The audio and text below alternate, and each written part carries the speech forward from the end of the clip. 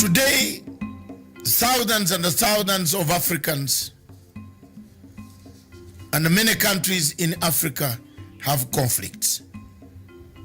Notably, from Libya, Cameroon, Nigeria, Biafra, and Boko Haram, to Democratic Republic of Congo, of where we have seen a resurgence of the past military and conflicts coming back in that country.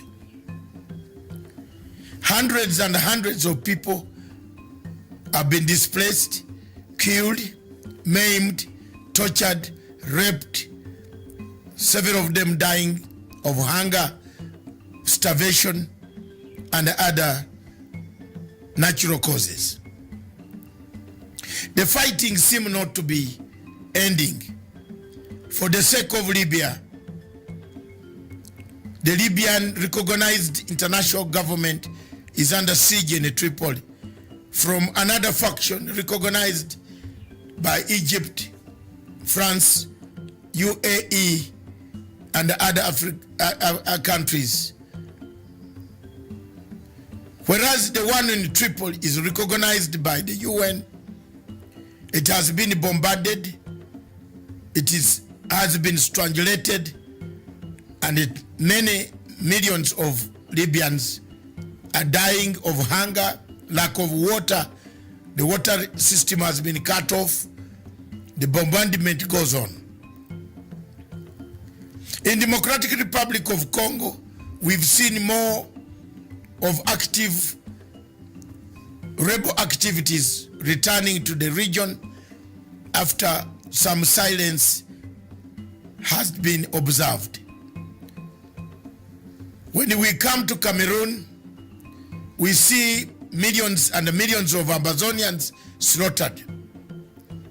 Yet, when you come to Biafra, again millions and hundreds of millions and millions are worried, displaced, tortured by the Buhari regime.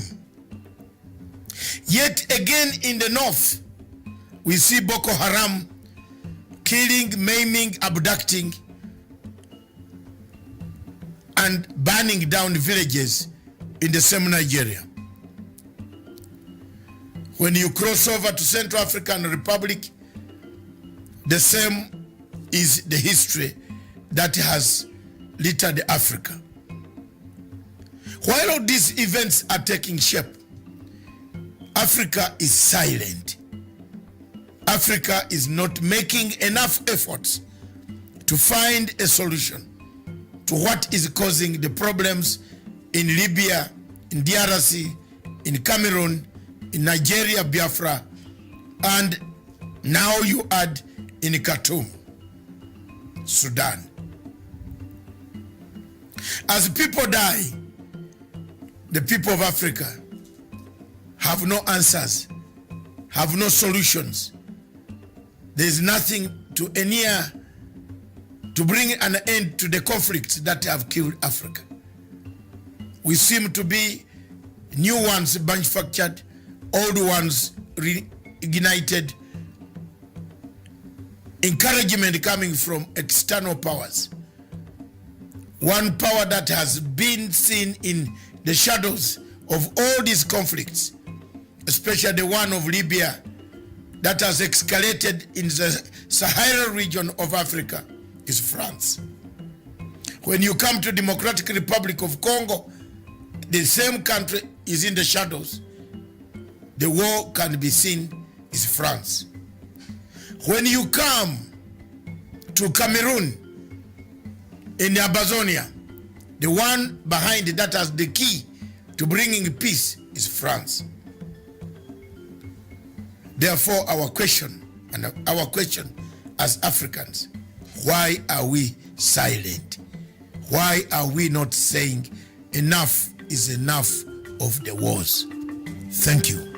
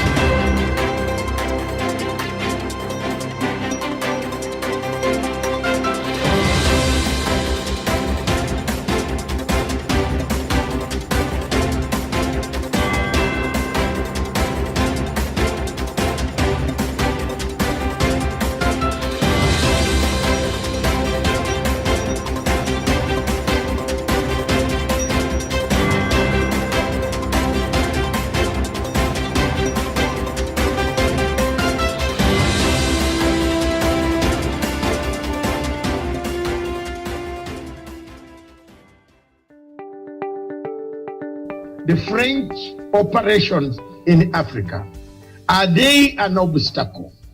Are they a challenge to the African sovereignty? Are they assimilating Africa? Are they causing chaos, conflicts? Are they putting fire on oil? Are they putting more oil on fire? Are they making sure that the conflicts don't end? We shall use that with the reference to the Congo conflict. As you know very well, a few days ago in Congo, something strange happened. And the people are turning on the same mediators who have come to help them all the time. You know very well that the relationship between France and the former colonies has been deteriorating day in, day out. Apart from places where France still maintains a grip forcefully, like a Central African Republic, France is maintaining the grip forcefully. Like in Cameroon, France is maintaining the grip forcefully. Like in Chad, France is maintaining the grip forcefully.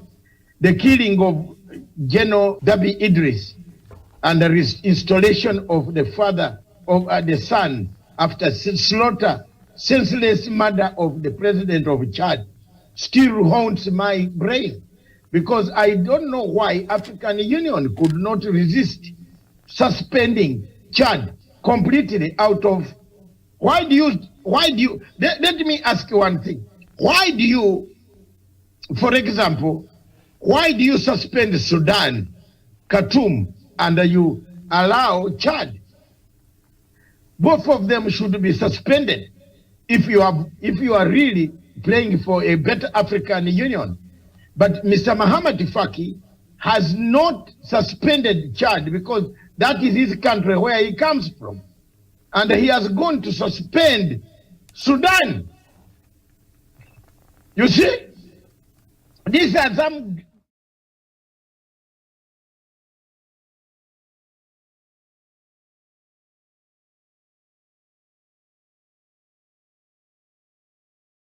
Good morning, viewers. Thank you very much. Welcome to Punchline Africa. The show is The Bold Step. The Bold Step this morning will be in two parts. The first part we shall look at, or the second part will be after my simple takeaways. One takeaway. The body part will be we shall take some clips of Africa, which I have sent in Nairobi for processing, so that we see the Africa of Singapore that it would be. Then we see the East Africa that we want. Then lastly, production team, Stephen, those tapes are lining up on your shoulders. I've sent them there. We shall begin with the East African one. And then we go to the rest. The East Africa, then we come to Singapore. Then we come to one of Botswana. All these free clips will explain to you the Africa we are looking for. But I think let's start doing it this way. I am joined in the studios across in Nairobi by none other than Miriam Ogutu. Good morning, Miriam. Good morning to you and good morning to our viewers. Thank you very much. Thank you for coming in handy and for us to see. Let's start by looking at the first video of the East African Community Federation. Is it possible? Because we are looking at the topic today is the Africa we want. Africa, what? What do you think of Africa? Immediately, somebody talks of Africa. What really comes out in your mind? You are talking to a friend, he said, Africa. What comes out in your mind?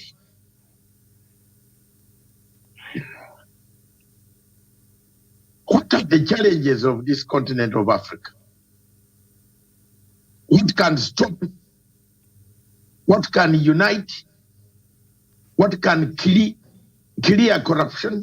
What can make Africa workable? That can stop conflicts.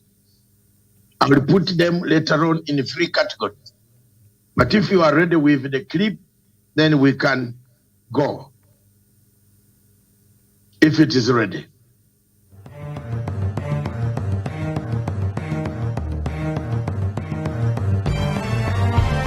But what if we took it a step further? What if the member states, Tanzania, Kenya, Uganda, Rwanda, Burundi, South Sudan, Congo, and potentially Somalia were to unite as one country with a common currency, military, and one president? Welcome back to Tindo, your one-stop channel for all things related to the East African community.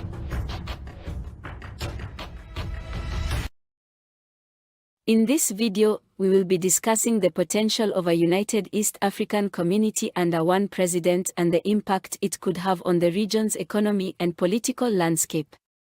The East African community has come a long way since its formation in 2000, with the establishment of the customs union, common market, common currency, and the ongoing discussions about a political federation. But what if we took it a step further?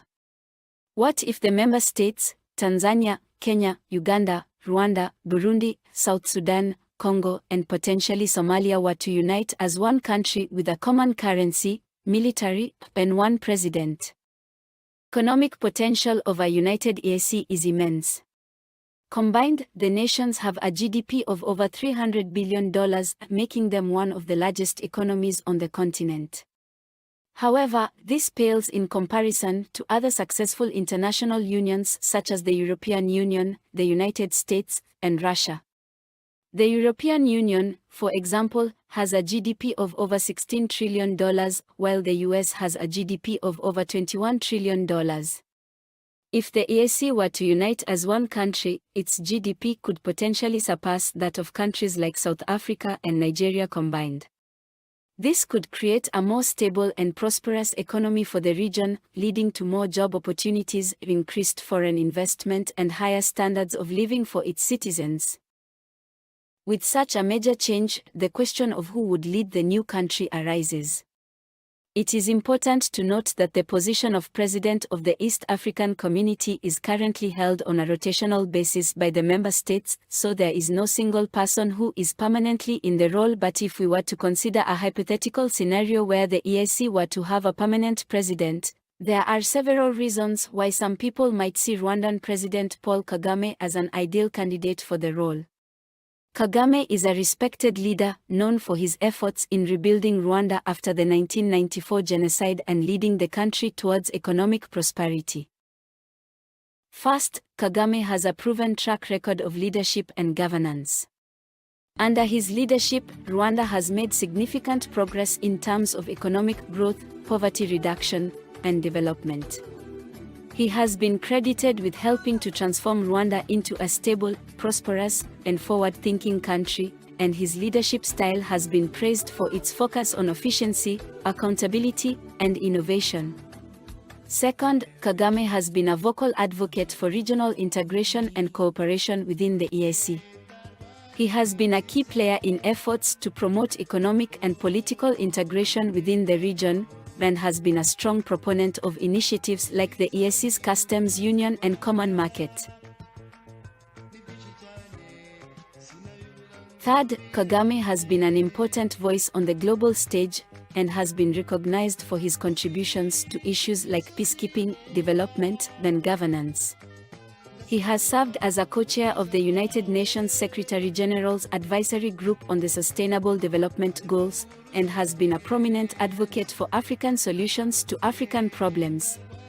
Of course, it's important to note that there may be differing opinions on the ideal person to lead the EAC. The decision of who should hold the position of president would ultimately be up to the member states, and would likely involve a complex and nuanced process of negotiation and consultation. Under one president, the EAC would have a unified vision and direction, which could lead to more effective decision-making and policy implementation. With a common currency, trade and economic integration within the EAC would be greatly simplified, as it would eliminate the need for currency exchange and make transactions between member states much smoother. Having a single military would create a more secure region, as it would enable the EAC to better coordinate security efforts and respond to threats in a more efficient manner. It would also help to eliminate potential conflicts between member states, as there would be a shared defense strategy and a common approach to dealing with security issues.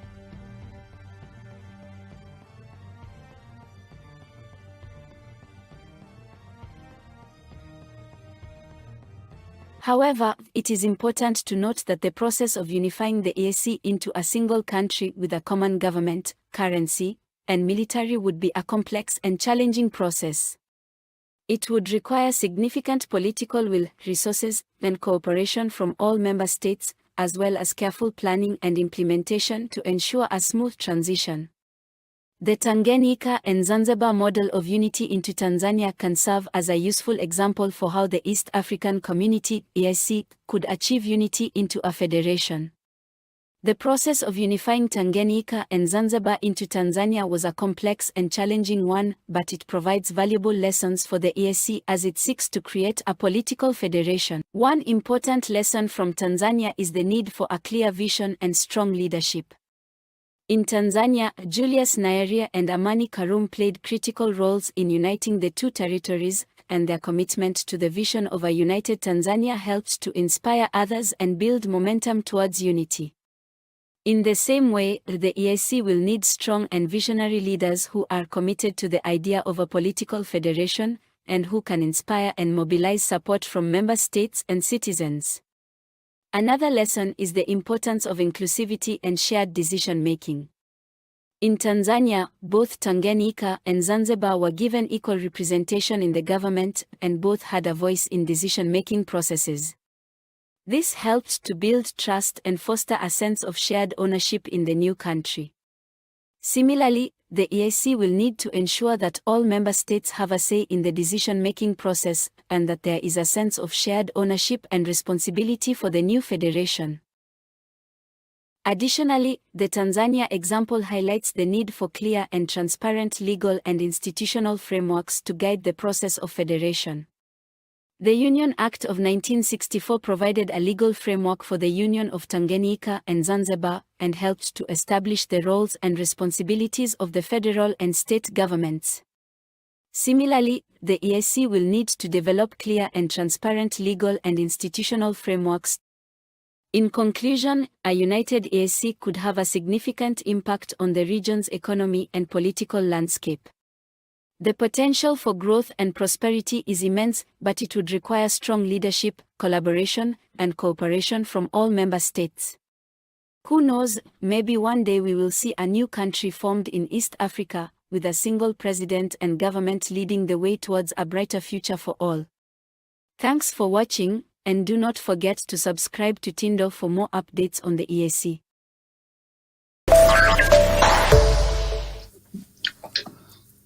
Thank you very much, Miriam. Having listened to that clip, you can come back and say, what Africa do we want? Where do we go from here? Adding to that clip, one thing that has caught my eye was His Excellency President General Museveni, a few days ago, meeting members of African Union of Parliament, and asked them one question. What has made you fail to unite Africa? I think you can find that in the clip where President Museveni was meeting African Member of Parliament,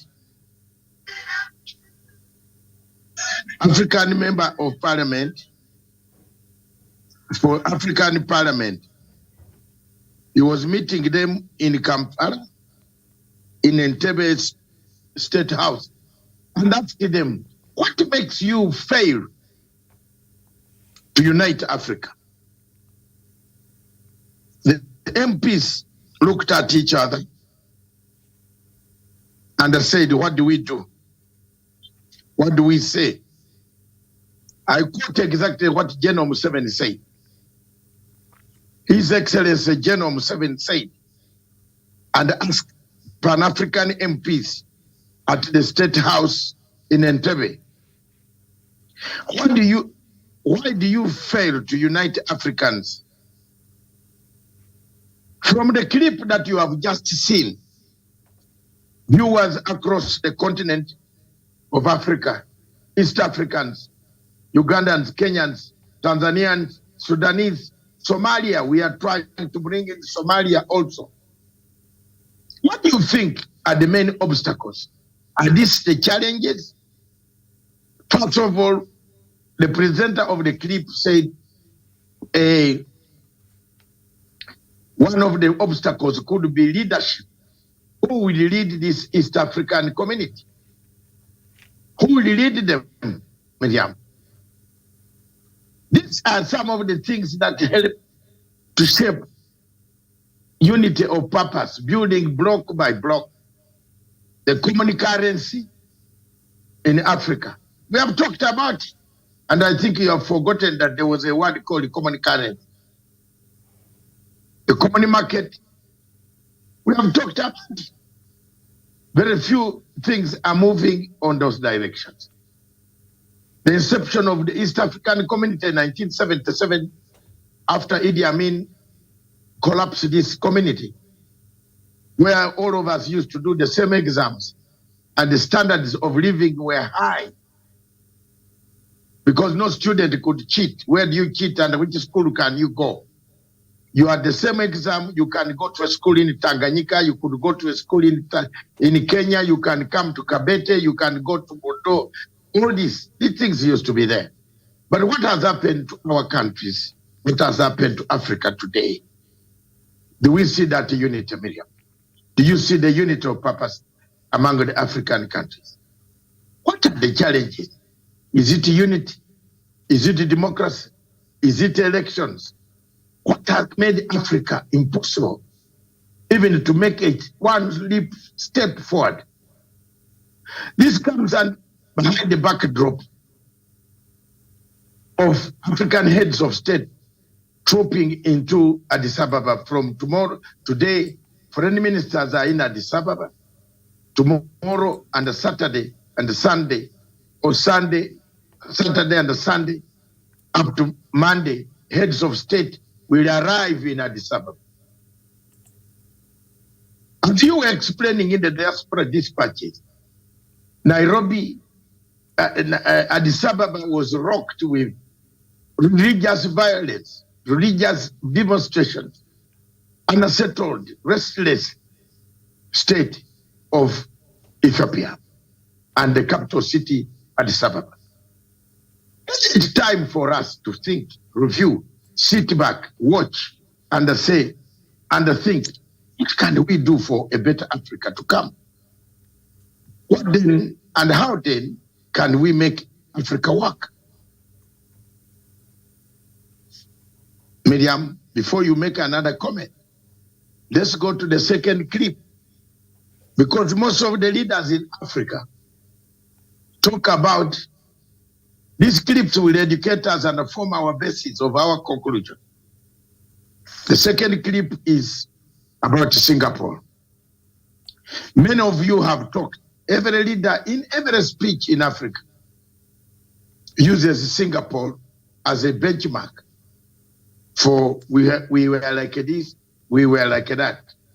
Let's listen to the leader of Singapore then Do we have such leaders on the continent? If the clip is ready, you give me the signal.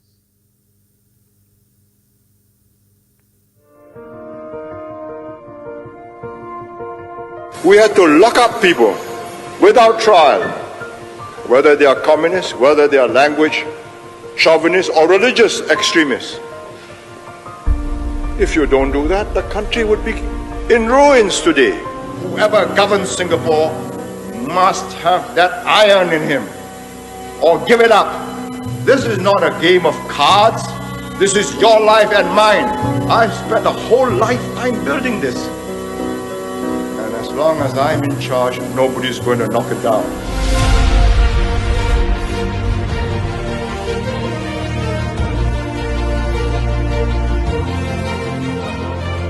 That we wouldn't be here, we would not have made the economic progress if we had not intervened on very personal matters.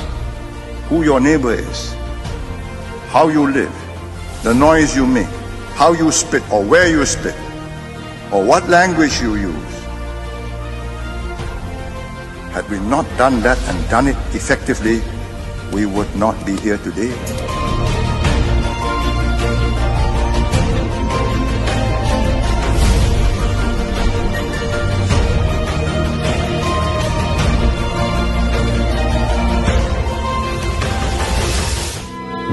And even from my sick bed, even if you are going to lower me into the grave and I feel that something is going wrong, I'll get up.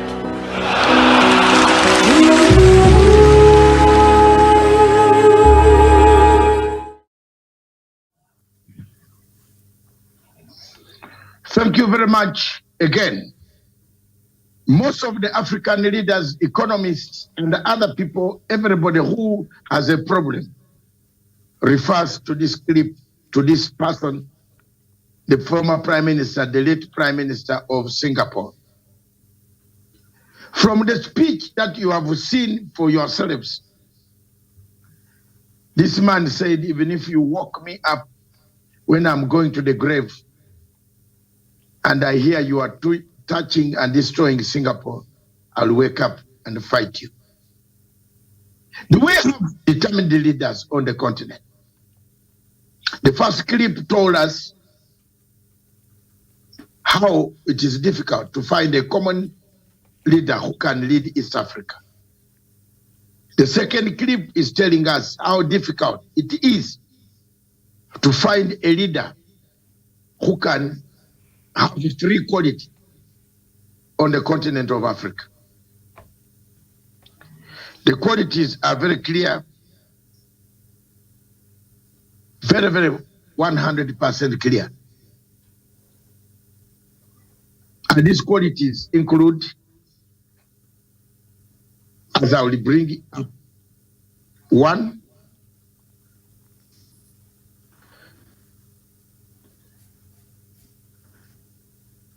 pragmatism. Do we have pragmatic leaders?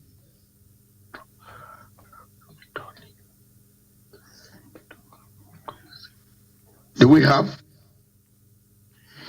have honest leaders? We need honest leaders who can stand up to fight corruption.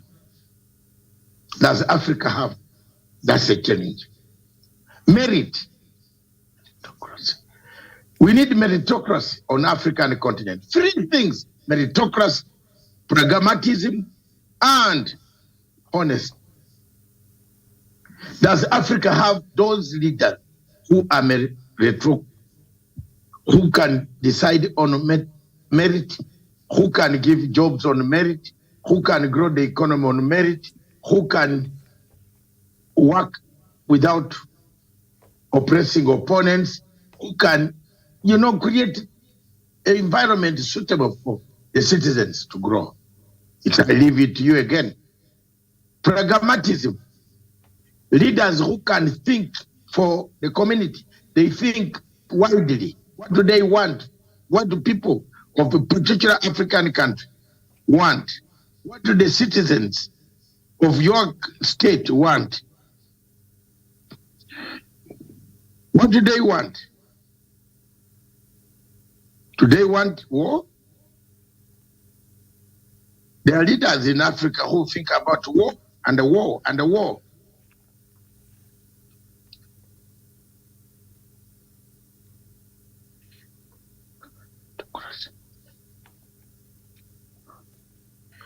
Can you use both areas? The capitalist, the socialist, the capitalism, the communism. You apply both to stand. Who would be helping us? Can the African Union help us? We don't go to the West. We don't lie to the East. We use pragmatism, policies, foreign policies that are neutral, that don't bring us chaos or don't lock us in a prison of one state. Honesty on the continent of Africa has collapsed. Even when you bring rebels of the M23 on table, if you bring rebels of General Khalifa Haftar of Libya on table, if you bring General Assisi on table, if you bring the air chairperson of African Union on table, Miriam, and the viewers across the world watching me, and I will take up this clip and pick up a few things from the clip, I tell you, none of them will tell you I am funding rebels in South Libya. Yet Egypt is sponsoring rebels of General Khalifa Haftar. And the AU has said something different. We are going to have a photo session on Saturday. Very colorful photos. Cameramen, Al Jazeera, CNN. We are the same people as we left, the same people as we returned. Have you seen? We are the same people as we left and the same people as we return to our particular country. Are we honest? Do we have pragmatic leaders? Does Africa have meritocracy that brings peace, that gives jobs without cronyism, that gives jobs without underhand? People can be above level, above the sea level, like the Prime Minister of Singapore. Why then do African leaders all the time open their mouths to talk about Singapore when none of them can deliver a Singapore? You saw that gentleman, Lee Kui, you saying, even if it means us, shooting people. We had to shoot people for the sake of Singapore to grow. If you touch government money, they were not shooting you, come and kill you because of your democracy. You can't practice. But once you are given a position in the government of Singapore, then you don't touch government money. How many people today, Miriam, and the viewers, those watching, those who will get this clip, people work to go into government. Here in some countries like Singapore, people work to go out of government.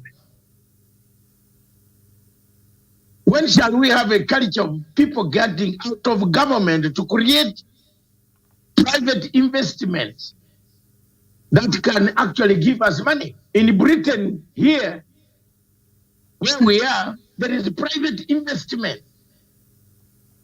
There is a private investment being given to the British people, facilitated, that most of the companies that give us the services are privately owned. The government has nothing in it.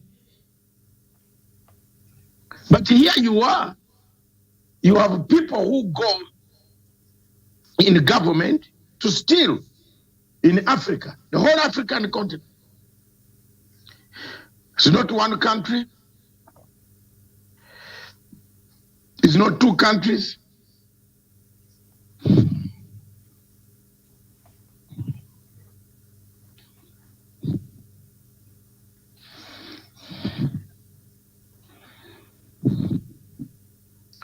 But there are people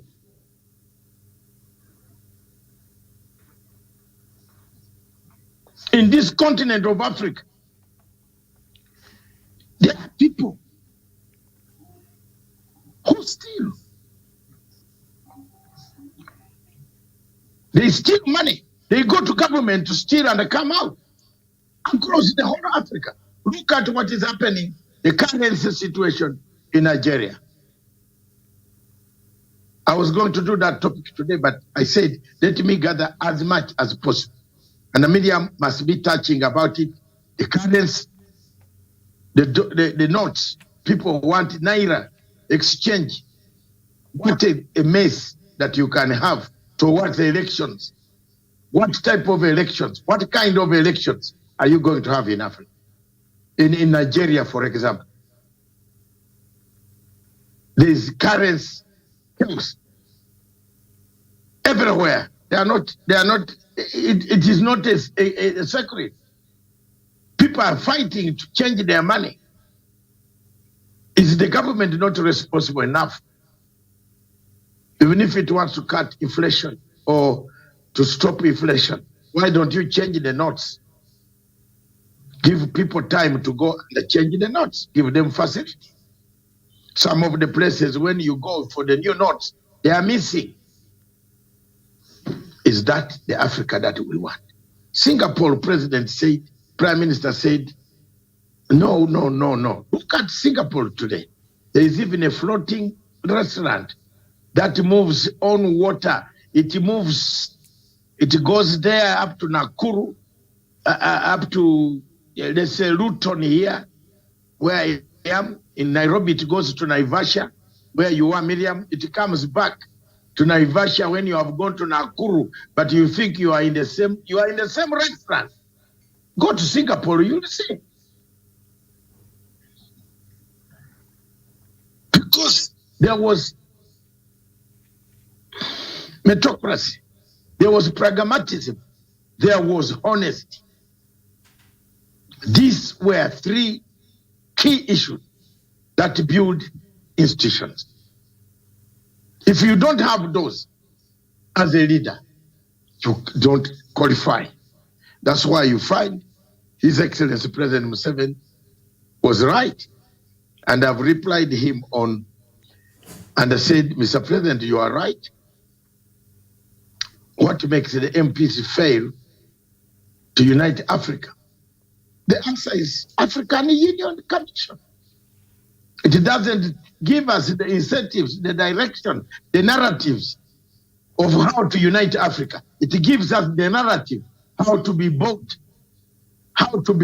by certain external non-member states, how we can welcome Israel in our organization, and it takes us 6 months shuttling around talking about one state called Israel, one state called Palestine. Are these not the problems that African Union has? Are these not the problems? If these are not the problems, then what are they then?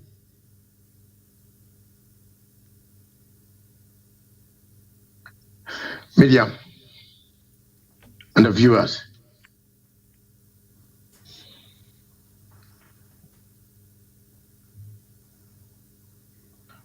my people, where do we go from here?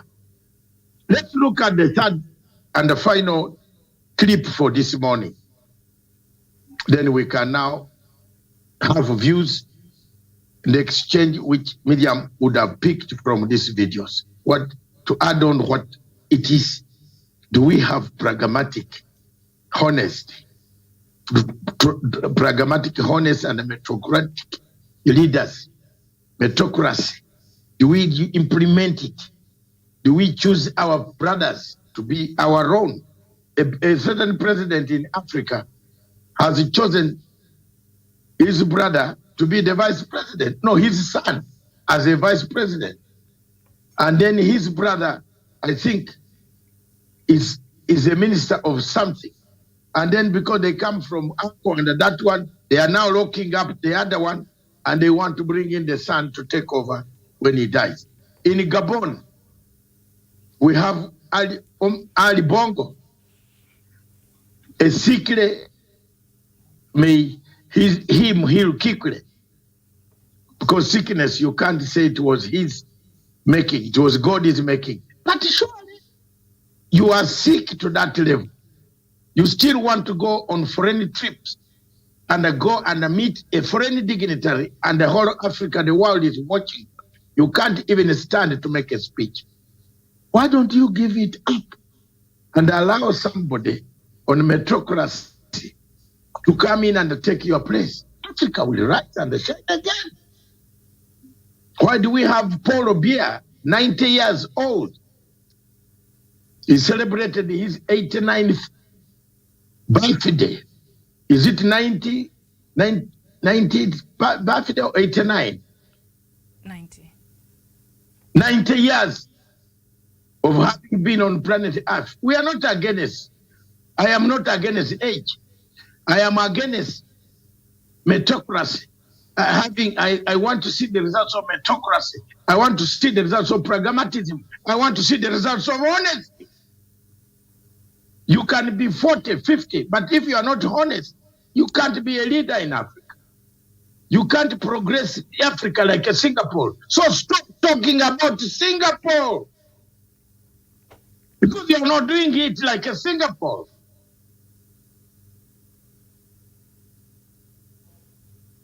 We arrest the people. We look at the eyes. Are they our relatives? Singapore didn't do that. Whether you are in opposition, whether you are in the government in Africa, listen to my speech. We are all doomed. The trouble of Africa, as Chinua Achebe said, is we are bewitched. We are. Let's listen to the last clip, if it is ready. So as you know, Africa is the biggest producer of diamonds in the whole entire world, of which Botswana is the leading country of diamonds in the whole entire world. Now, Botswana has an agreement or contract with De Beers. And this contract expired last year, but was extended to this year, June, due to negotiations. Botswana is pushing to get 50% of the value of the diamonds that De Beers has previously, in the previous contract, only given them 25%. In fact, actually prior to that agreement, they were only getting 10%. And Botswana's president says that they are in a very good position to negotiate for 50%. And yes, rightfully so. It is their diamonds. It is their diamonds. So I just read in an article that the president of Botswana says that if they do not come to the table on the 50-50 split, they are willing to walk. I like it for us. I do. I like the fact that Africa has gotten to a point where we have decided that we need to take back our power. You cannot be sitting with all the minerals in the world and yet your country is suffering. Makes no sense. But anyway, so well done to the president of Botswana for putting his foot down, making it known that at the end of the day, they're willing to walk. If you're not willing to come to the table, they will walk and take their diamonds elsewhere. The moment other African countries can start doing the same thing, it's like with Ghana. Ghana did the same thing when it came to cocoa. They said, if you're not willing to come to the table, then we will walk. I like that.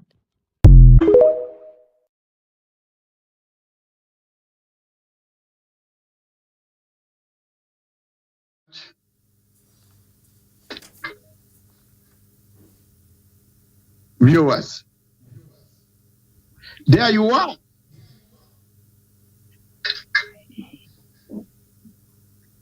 insurance. Ghana says, Botswana says, we walk.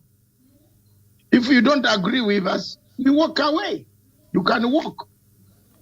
How many countries in Africa are able to say, let's walk? How many? We can walk away. Take your money. Let me remain with my diamond. Because the diamonds are not with this company that came to invest in Africa. The diamonds are with the people of Botswana. And as a result of that, you can see now Botswana, Miriam, having some conflict because he has touched the area where colonialism and the neocolonialism has been using to subject the control as levers of controlling power in the Botswana. Under Hama, President Hama, the Father, the Son, and the Holy Spirit, they had the same control. The Bias controlled so many things. But under this regime of Masisi, things seem to be changing. Mogae was able to continue with the Hama philosophy and handed over power. But you see now, Masisi comes in to say, I'm thinking like an African. Botswana became the bedrock of United States policy on Africa based in Gaborone. The United States of America had a base, one of the most powerful bases in Southern Africa, and in Africa is found in Botswana. Inland base. So what is it that we want? If we don't have meritocracy, pragmatism, honesty, can Africa survive? Miriam, make your comments, and then I come back to put down a few factors.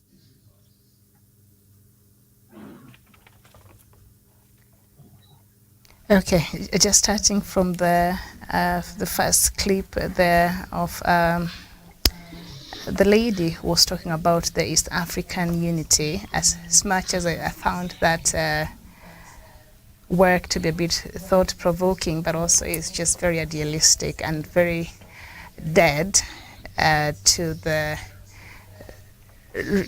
real situation in East Africa as it is today.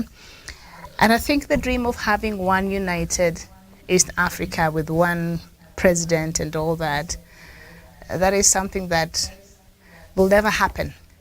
But the dream to have one currency and perhaps work on other things that we can together come and cooperate, that is something that can happen with time, the way we've seen the European Union has its own euro currency and all that, and what that has done to that bloc. That is possible, but having one East African president with the different factors and uniqueness that make up these East African countries and the issues that we have to deal with and the ideologies that are quite different. Kenya, we are a capitalist. Tanzania, a bit socialist and some of that. Uganda, sometimes it's very hard to know where they stand. Rwanda has their own way of doing things. So when you put all these fundamental factors together, then that is a cocktail of something that having a dream of having a united East Africa under one leadership, that is far-fetched as it can get. It's not possible. It could be wonderful, but very idealistic. It's not possible. And we're very greedy in the different countries. We have the issue of corruption. We have our different ways. I don't even know where you think a president should come from Kenya feels they are the powerhouse in the East African community. Will the president come from Kenya? Tanzania will not agree to that. She really alluded so much to President Paul Kagame and gave him some credit over his leadership skills and style. Will Kenyans agree that the president of East Africa should come, should be Paul Kagame or any other part? I'm not sure. So those are very fundamental things that makes that argument just invalid. But I do agree with her on the part that perhaps having one currency and a greater cooperation within the East African countries perhaps will be very good for this bloc, which absolutely, that is something we should strive to have more cooperation and see other ways in which we can come together as a bloc so that we are able to speak on our behalf, negotiate trade deals on our behalf in ways that we get to benefit as a bloc. So our unity is absolutely very important, but being distinct countries, dissolving these countries, those borders, the colonialists already separated us like that, so that is never coming back. So we should just get rid of that dream. And I think she also alluded to Tanzania and Zanzibar, which is great.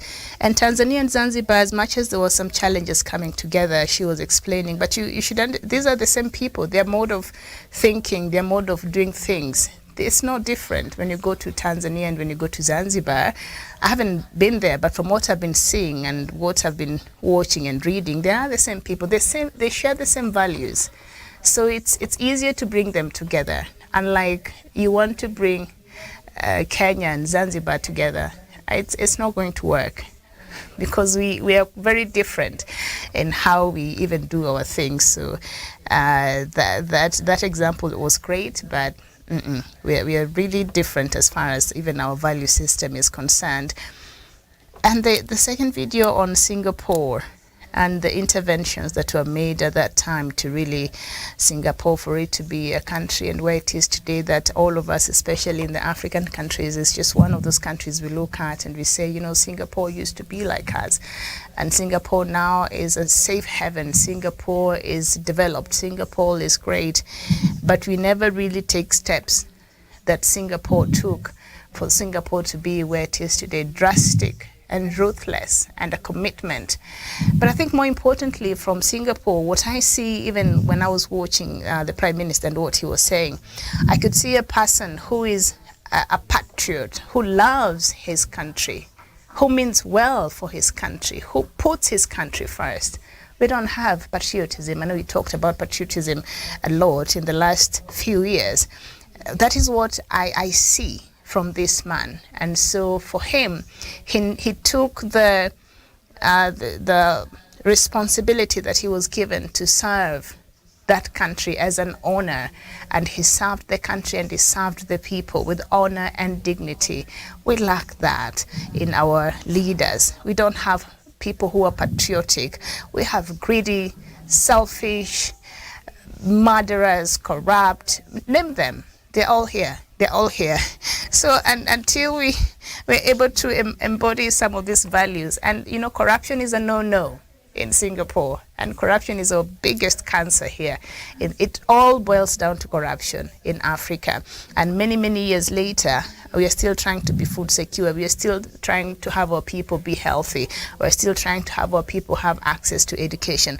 The same dreams that our forefathers had when they were fighting for independence, unfortunately, are the same dreams that have not been realized, and we have to keep fighting. And when I look at stories from different African countries, education is every day is becoming very expensive, even for a common person, and this should worry all of us. When countries cannot guarantee access to education and affordability to public education, that is something that should worry all of us. I mean, because a lot of us went to school because public education was affordable. If it wasn't, then a lot of us would not have gone to school. So that is something that we have to treat with urgency and give it the importance that it requires. We must make sure our children are educated, whether it's a child from Turkana or it's a child from Nairobi, but they all are able to get an education, because education is affordable. Affordability and quality I think that's, if we don't get that right, that's a problem, and that's I think that is a time bomb. If that is not really addressed now, that will be a problem. Isn't it a time bomb across the entire Africa? It is. It is. Absolutely. We- I we- was reading.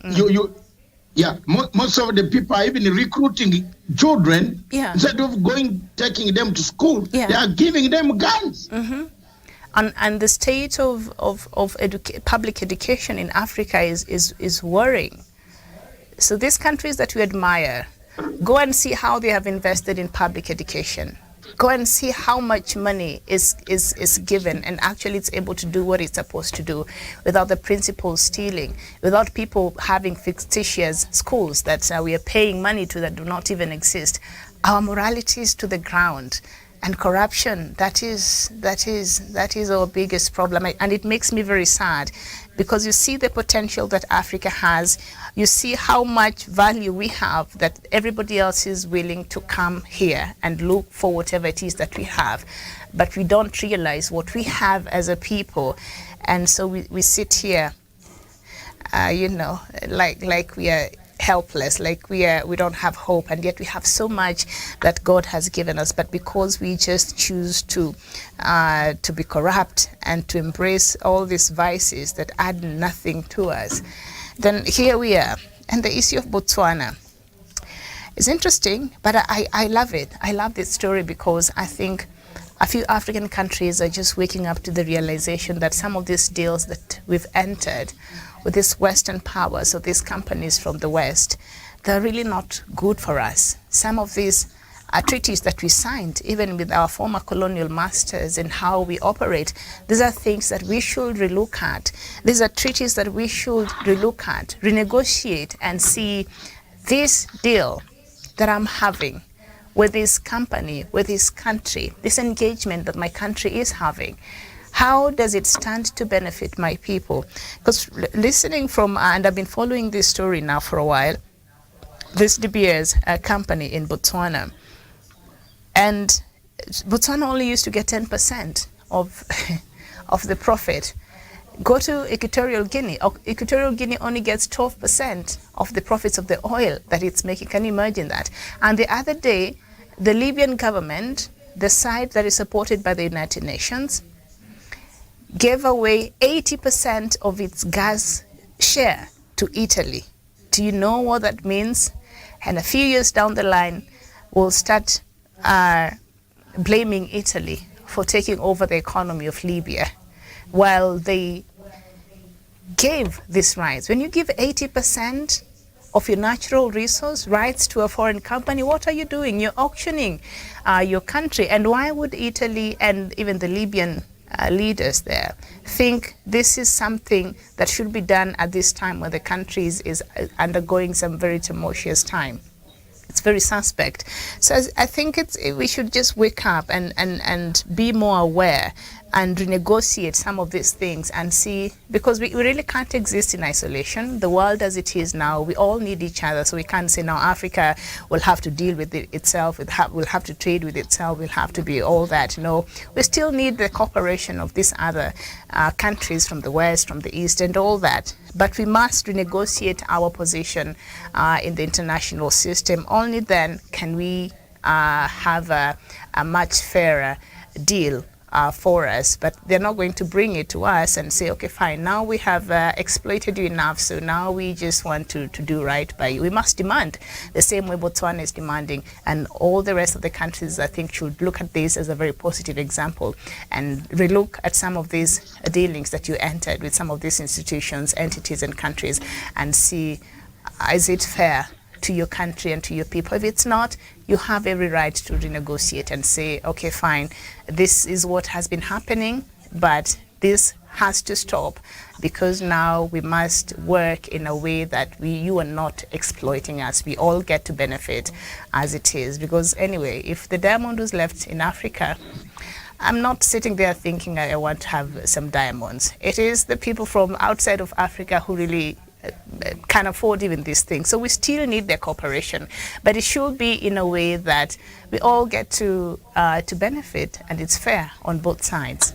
That's all I have to say about all that. Miriam, you,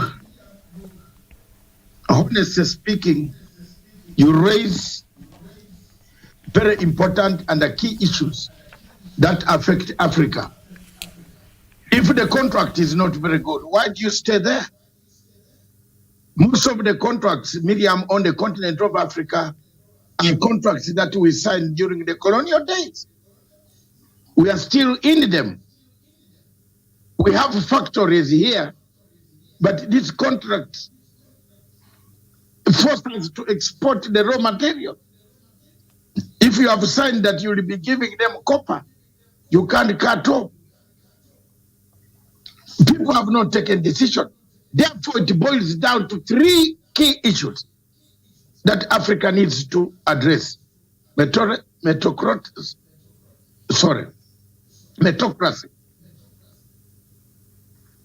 pragmatism, honesty. We don't have honest leaders. We don't have pragmatic leaders. We don't have meritocratic leaders. We don't have them. We have people, they know what to do, but they can't do it. Above all, we don't have a proper African Union club that could collect 54 ideas every day.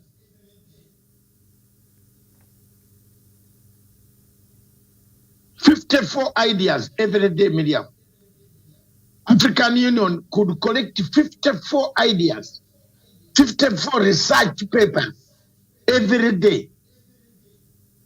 And the AU, African Union Commission, could be collecting this to say, no, you in Botswana, the trigger of your coup could be, a coup is coming in Botswana. I'm just saying for an example.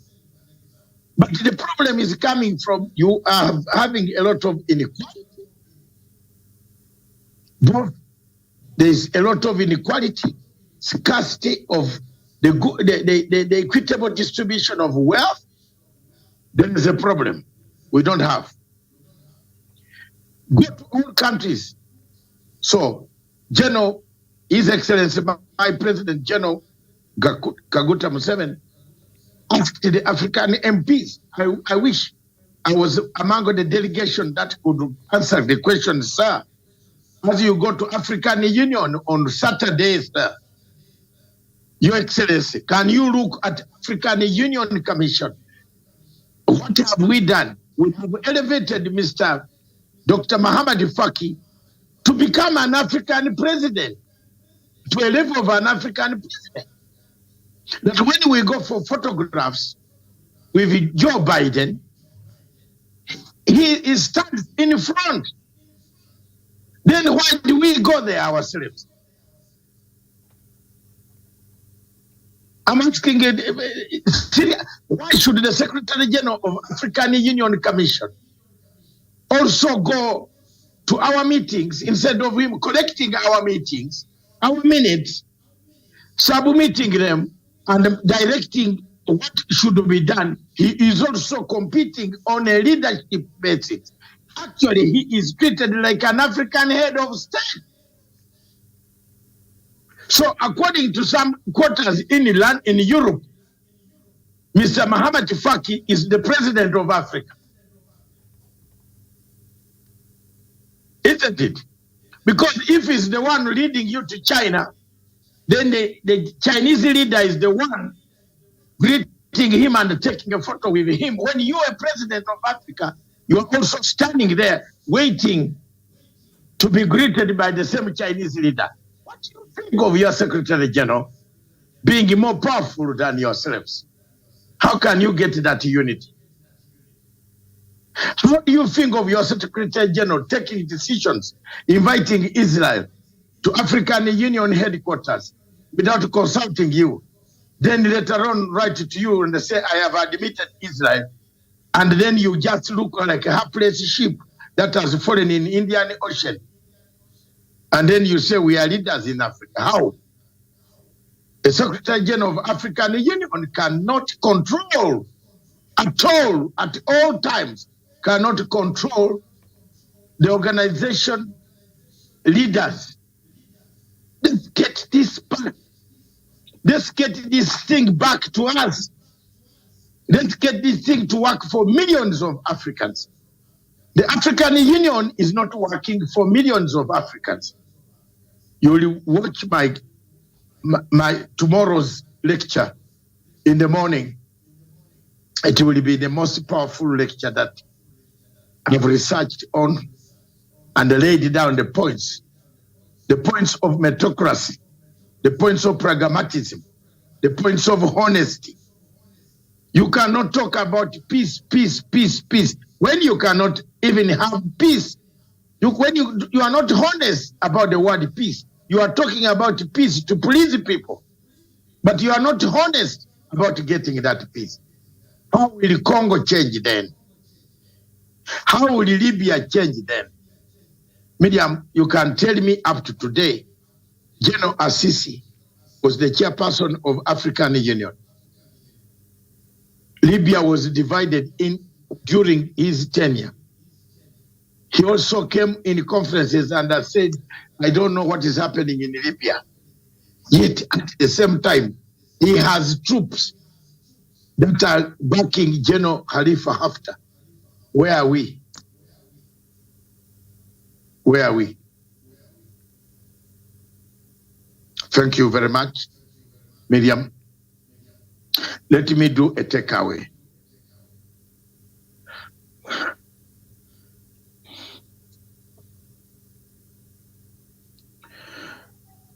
Most African leaders and most politicians, most economists, most scholars in Africa use Singapore as an example when giving their lectures, their speeches, their State of the Nation speeches, talk about how Singapore was poor 50 years ago and how good Singapore it is today. But the leadership of Singapore has got different ways on how he made Singapore come to where it is today.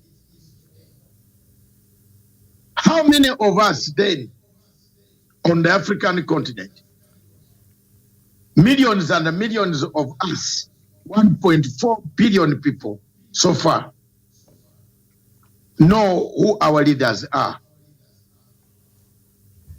I was surprised to hear of a clip of somebody telling me that he doesn't know that Mobutu is dead. Someone in Kenya, I hear, was saying he thinks President Moi is still alive. You saw that clip going on around the world. In Uganda, some people think Idi Amin is still alive. And several other countries in the Central African Republic.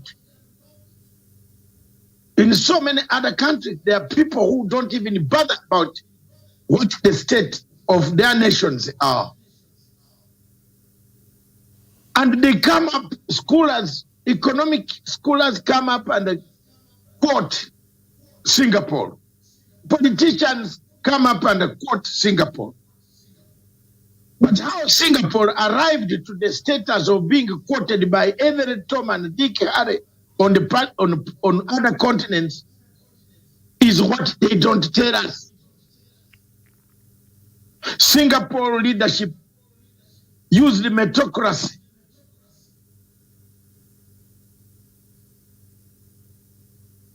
Singapore leadership used pragmatism.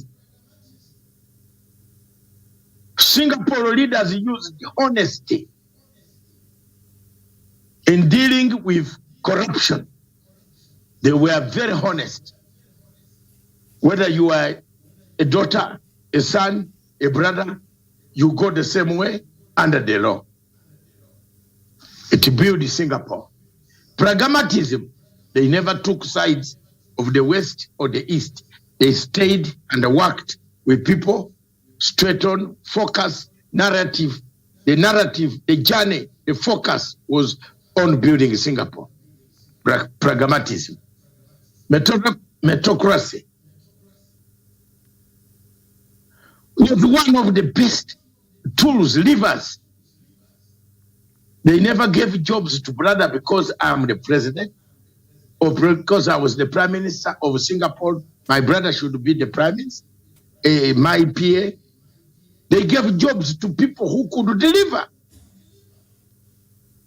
How much do we have in Africa that can show the three: meritocracy, pragmatism, and honesty? We have wars in Africa where the leaders, the commanders, the rebels themselves don't come to the table to tell us the truth. They wouldn't come to the table and say, I am being armed by so. Mr. President is here, is the one who gives me arms. These rebels come, eat food, enjoy, go to shopping malls and carry goods, take back to the same rebels and feed them to go and kill more people. We don't have on the continent of Africa leaders who can say, I am the one arming. Honesty. I'm the one arming these rebels, but from today, I'm not going to give them arms. We keep quiet, we smile, we take photo sessions, and then we go home. Therefore, for Africa to overcome the challenges that it has, we need the three factors to be factored in governance systems. Factor number one, meritocracy. Factor number two, pragmatism. Factor number three, honesty. Until we get this, Africa is still a long way to go. Thank you very much for watching us. This has been the Bold Step show brought to you and Africa Watch programs of Punchline Africa TV. I have been the host, Dr. David Matanga, together with Miriam Ogutu in Nairobi. Stay tuned at 3 p.m. East African Standard Time, where I will also join Miriam for the show on Diaspora Dispatches to discuss whatever topic she will choose at that time. I will be ready right from the place where I am. From me and Miriam, thank you very much. From me in London, goodbye. Rivers do not drink their own water.